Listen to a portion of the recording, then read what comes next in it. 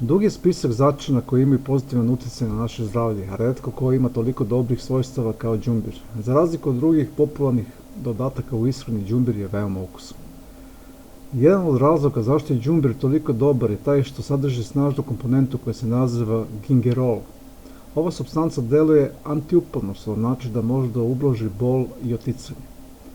Đumbir je istovremeno antioksidans koji neutrališe štetne slobodne radikale u telu. Također đumbir smanjuje rizik od karcinoma. Nedavna istraživanja pokazala su da đumbir može da spreči prelazak ćelija iz benignog stanja u maligno stanje. Ovaj začin se može koristiti kao čaj za ublažavanje bolova i drugih tegoba. Kada ste prehlađeni, kašljete, imate grip ili drugo oboljenja respiratornih organa, čaj od korena đumbira je najbolji lek, kaže kineska medicina. Ovaj čaj se pije tokom dana u malim gutljajima. Možete ga zasladiti medom ili dodati limun za još bolje rezultate. U manjim količinama čaja od đumbira se preporučuje i zdravim osobama, da bi se organizam osjećao bolje i da bi se zaštitili od prehlada. Preporučuje se da svakog dana ujutro na prazan želudac popijete čašu vode ili čaja u kojoj ćete dodati kašičicu izredanog đumbira, sok od ceđenog limuna i kašičicu meda.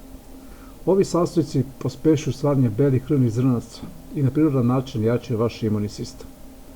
Koren đumbira idealan je za ublažavanje napetosti i bola koji prouzrokuje migrena. Zbog svojih antiupalnih karakteristika đumbir blokira supstance koje stvaraju bol i upalu u krvnim sudovima mozga i tako ublažavaju u nekim slučajevima otklanjanja migrena.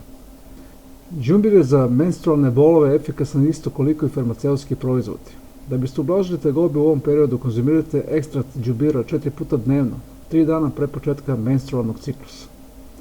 Ova začinska biljka poboljšava cirkulaciju, sprečava pojavu tromba, srčanog udara i jača krvne sudove. Osobe koje piju lekove protiv zgušavanja krvi trebalo bi da se konsultuju sa svojim lekarom pre nego što se odluče da konzumiraju đumbir.